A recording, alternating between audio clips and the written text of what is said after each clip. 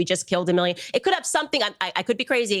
It could have something to do with our actions in the Middle East. The fact that we have 2,000 troops stationed in Syria right now under the guise of saying that we're fighting ISIS, while at the same time we know that Bibi Netanyahu funded the al-Qaeda adjacent front because he wanted to overthrow Syria. And they, again, expand their borders, immediately take on territory and sell us absolute nonsense. We're talking about funding Hamas. Bibi Netanyahu funded Hamas. There is footage of Bibi Netanyahu saying this stuff on camera. So it's just so ridiculous to me to pretend that they're in some predicament, that they may be eradicated soon, which is why they have to keep funding all of these terrorist groups and then pretending that they're victims of terror, when in fact they are people that are imparting it worldwide.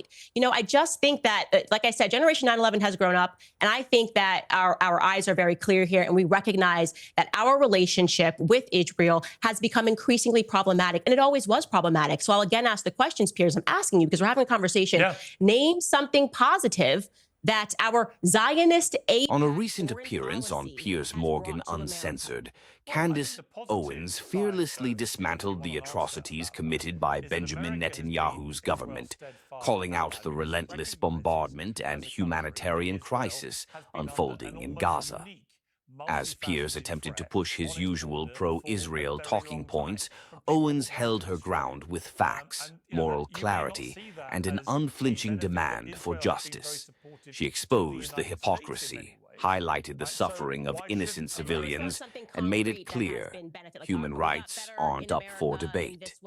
In just minutes, she turned the tables and shut down the rhetoric. You're not going to have a correlation between Zionism and gas prices in America. Of course you're not. No, I'm just giving you an example. To just tell me one thing that tangible benefits. Because what your argument here is like, well, you get a pat on the back and you can say that you helped this country, which was formed in 1948 by pretending to be refugees, if you will, and being invited into the homes of Palestinians, the horrific story of what happened. Well, they weren't pretending to be refugees. They were people fleeing a Holocaust. Let's be clear. Let me finish my statement. What do you mean pretending to be refugees? Let me finish my statement. When I say pretending to be refugees and being invited into the home, you would think that these people were helpless and were going to be grateful to the people that hosted them. People like Muhammad Hadid, Bella Hadid and Gigi Hadid's father, who was an infant at this time in his mother's arms. She had just given birth. They had invited these refugees because of the goodness of their heart. And then one day they return home and their doors are locked and they are told that if you try to enter, you are going to be shot and killed.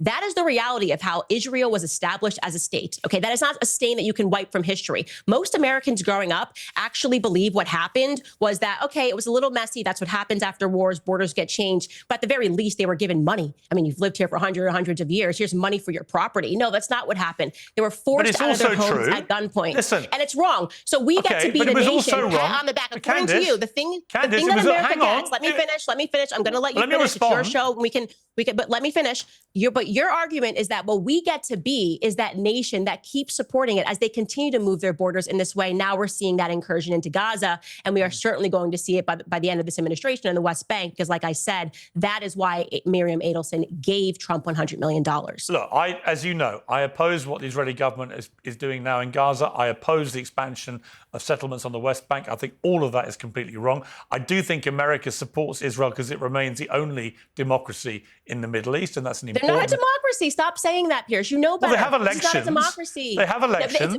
But who gets to vote in those elections? Do the Gazans get to vote in that election? Well, the Israelis get to vote in Israel, obviously. Okay, so you're basically saying America had a democracy, we had Israel laws that said Black Americans couldn't, Black Americans Israel couldn't moved vote. out.